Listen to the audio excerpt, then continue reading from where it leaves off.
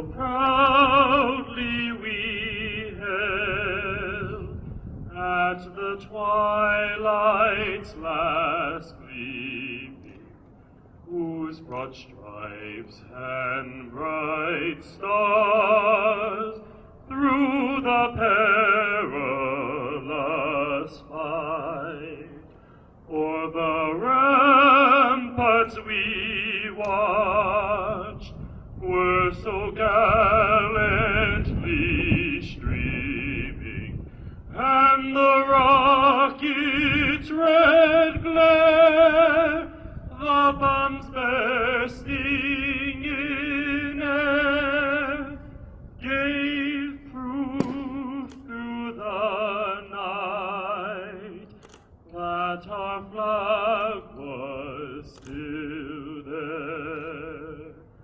Oh, say does that star-spangled banner yet wave o'er the land of the free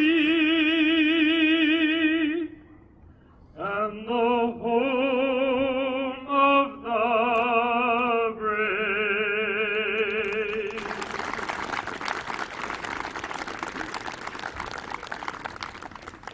Just over a year ago, we gathered on this same field to mourn the passing of Chris Konkowski and his close friend, Vincent Crotty. To anyone passing by, today might seem like just another Saturday at Ramapo, with the sounds of Little League games being heard throughout the day. But to all of us gathered here today, we know that this is a moment that many of us have wanted and waited for a long time. To hear Chris's dad tell the story of how his son connected and fell in love with this community through his involvement in Little League Baseball makes why we are here today all the more fitting. It is only right for us to honor the memory of Chris by dedicating one of the fields where he first began his life in Ramapo, where he made his first friends, and where he felt that he fit in so well that he could call it home. Chris went on to continue his relationship with our community and proved himself as both a scholar and an athlete. Today is so much more than a dedication of a field to honor the memory of Chris Konkowski. Today, we all welcome Chris home.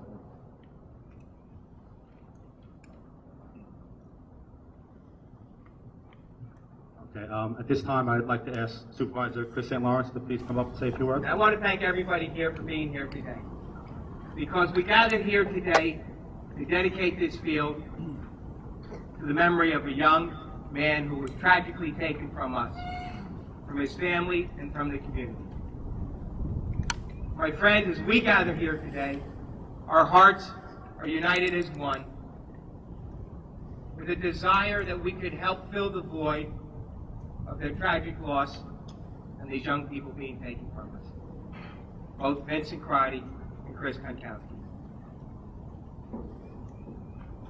We all have those heavy hearts, but today is a day to celebrate the memories and the future memories that will take place here on this very field that we are going to dedicate for Chris Konkowski.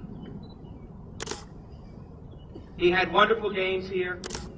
The Ramapo Little League that went on to win state titles.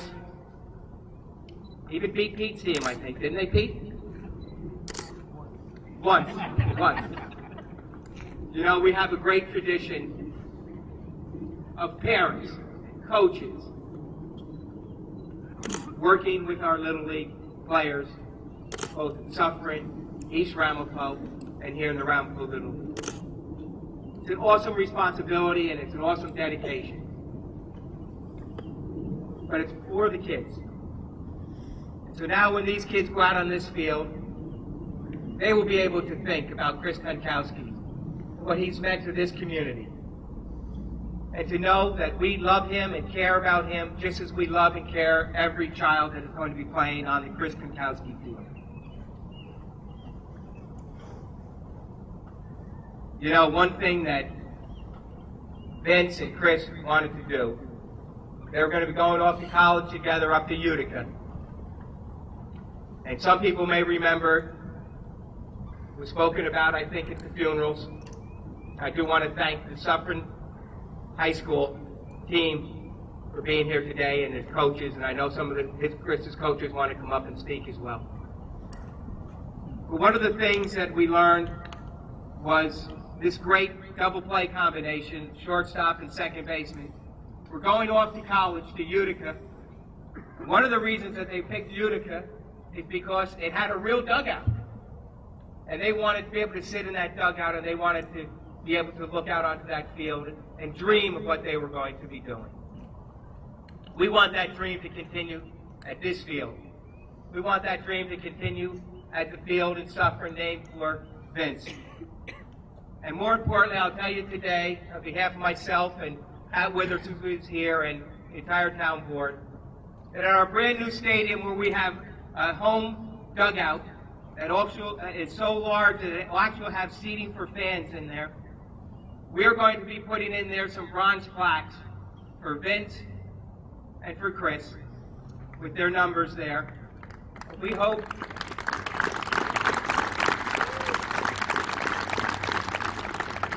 that it'll be a winning tradition to touch those plaques as people go out onto that field. There is so much that a community can do, and there is so much that this community has done to help fill that void in the hearts of Mary Ann and Steve. And on this day, it makes their hearts a little bit lighter as we take that burden and lift it from them on the dedication of the Chris Konkowski Field. God bless all of you. Thank you for coming here today. God bless the Konkowski family. God bless the memory and the love that we have for Chris Konkowski. And God bless all the young kids that will be playing on the future field dedicated for Chris Konkowski. God bless America. Thank you.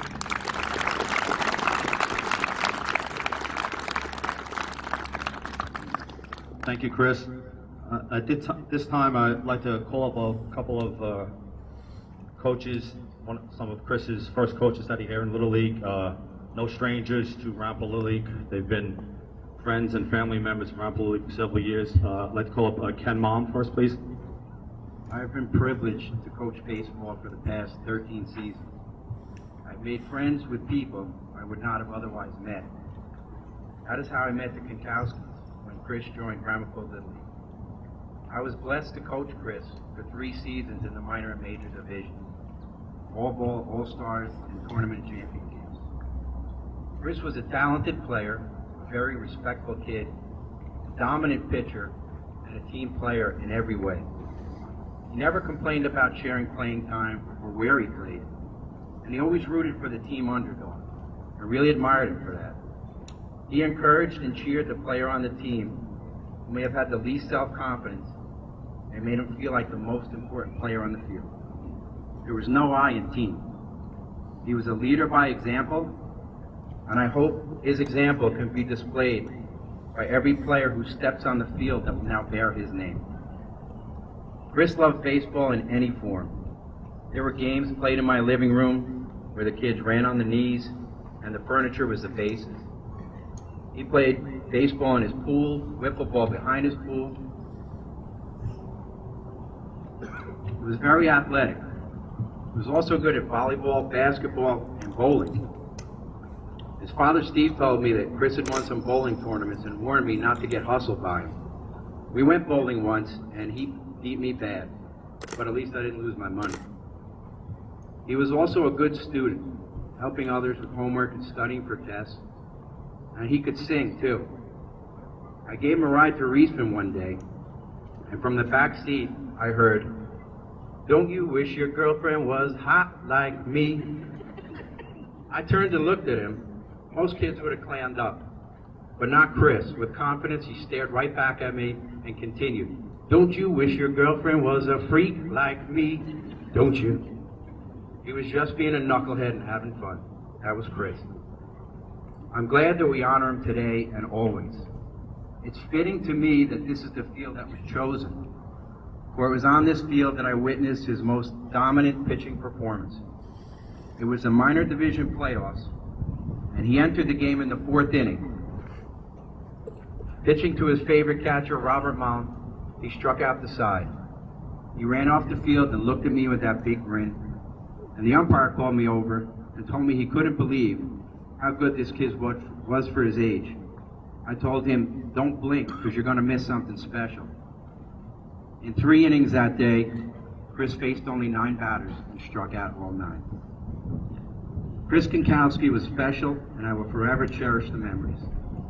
When Chris pitched, he was an inspiration to all, feared by his opponents, and a pleasure to coach. He always gave it his all. He loved doing it, and he completed the game. He just did it a little quicker than everybody else.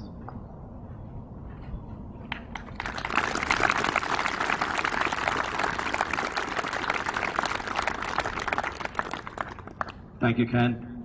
At this time, I'd like to call up Andre Del Rey, please. I remember one night I was home, and I got a call from Kathy Mazzolati, who was player agent for Ramapo Little League. Our draft had already been completed for that year, and she told me she had a kid who had just signed up who lived in Queens. And I thought for a minute, and I said, well, that's a little bizarre. We got a kid from Queens coming to play baseball in Ramapo. She assured me that she checked into it, and given that Chris's dad was living within Ramapo, he was allowed to play. My next question was, how in the world is this kid going to get to practices and games from Queens? I then, a couple of days later, had a conversation with Steve, and after getting an initial scouting report on the type of player Chris was, I asked Steve the same question. I said, how are you going to get Chris to games and practices? Steve assured me that he had it all worked out, and he was going to pick him up after work on weekday games and practices and get him up here for weekday games and get him up here for the games or the practices. I got to admit, Steve, I was skeptical. I'm a New York City commuter, as you are, and I figured there's no way this is going to happen, and even if it does, it'll happen for a little while and then it'll be over. But you know what? You did it. And you did it for the whole year. And for the whole year, Chris didn't miss a single practice or a single game, and he was there every time. And to that, that's a tribute to Steve. And also a tribute to Chris, who was willing to make the trip each and every time so that he could play baseball. I remember the first time we had a practice when Chris showed up. I didn't know what to expect. I expected somebody who was going to be nervous, you know, not knowing the community, not knowing the other players, coming up from a different area. But when Chris walked in, I saw somebody who was very comfortable, very confident, and very respectful. He immediately came up to me and introduced himself to me. And he said, hi, I'm Chris Konkowski. And over the course of the next few weeks, we had practices and we had games. We came to discover that Chris was actually a very good ball player. But on top of that, we also came to realize Chris was a great kid. He was respectful, he was confident, he was the ultimate team player. He was friends to all of the kids on the team. Over the course of time, over the course of the year, it became apparent that Chris was one of the better kids, if not the best kid on the team. But Chris went out of his way to make everybody on the team feel comfortable. First and foremost, Chris liked to have fun, but Chris never had fun at somebody else's expense. He was never one to make fun of somebody. He had fun in his own way. He treated everybody the same, whether they were the most skilled player or the least skilled player. Everybody was his friend, and that's the way he treated everybody. If somebody made a good play during the game, Chris was the first one out there with the high five. If somebody made a bad play, and if he lost the game, Chris was the first one over there to say, don't worry about it. That's the kind of kid Chris was. Chris loved to play the game, and Chris made no excuses for himself. If he made an error, he would come up to me and apologize. No, I would tell him repeatedly, there's no need for that. Just go out and have fun. Chris was also a good winner. If we won, he never gloated. If we lost, disappointed maybe, never angry. The disappointment eventually wore off. Disappointment, and Chris went on to have fun. That's the kind of kid Chris was. When Bill asked me to say a few words today, I was thrilled. To be honest, I'm not very comfortable speaking in front of large crowds, but this is something I wanted to do. For that, I want to thank Bill, and I want to thank the board, and I want to thank Chris's family for allowing me to be part of this special dedication. I also want to applaud the board and the town and Chris St. Lawrence for this nice gesture. If I have one regret from all this, is that I will never have the privilege and the honor of coaching a baseball game on the Christopher Konkowski Memorial Field. Thank you.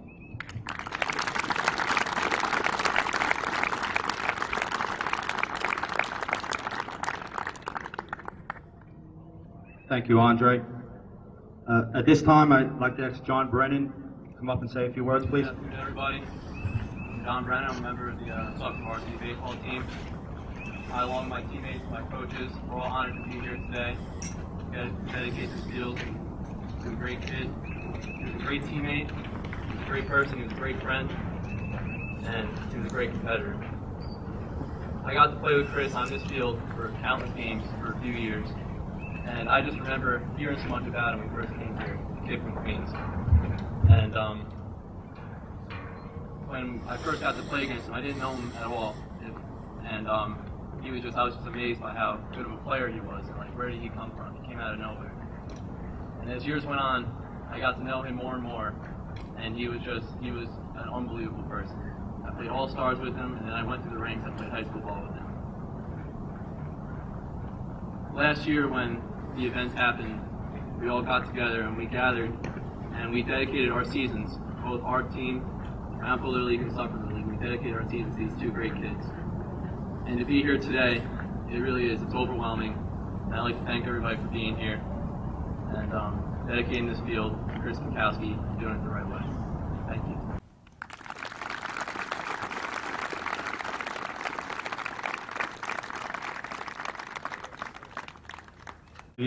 We have plaques that were made up, and I'd just like to read the plaque right now.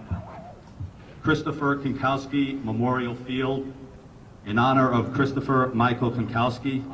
His love and enthusiasm for the game of baseball will never be forgotten. Dedicated on May 7th, 2011, Frederick J. Rella Baseball Park, Ramapo Little League, Airmont, New York.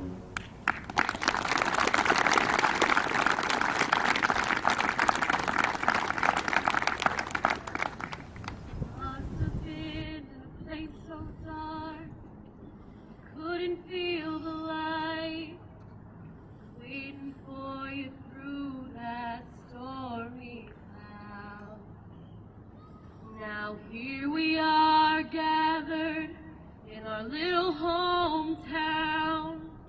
This can't be the way you meant to draw a crowd. Oh, why? That's what I keep asking. Was there anything I could have said or done? Oh, I had no clue you were masking a troubled soul. God only knows what went wrong. And why you leave the stage in the middle of a song. Now in my mind I keep you frozen as a 17-year-old, rounding third to score the winning run. You always played with passion, no matter what the game, and when you took the stage you shined just like the sun. Oh, why? That's what I keep asking. there anything I could have said or done? Oh, I had no clue you were masking a troubled soul. Oh, God only knows what went wrong and why you leave the stage in the middle of a song. Now the oak trees are swaying in the early autumn breeze, the golden sun shining on my face. The tangled thoughts I hear, a mockingbird sing. This old world really ain't that bad a place. Oh, why there's no comprehending. And who am I to try to judge or explain? Oh, but I do have one burning question. Who told you life wasn't worth the fight? They were wrong.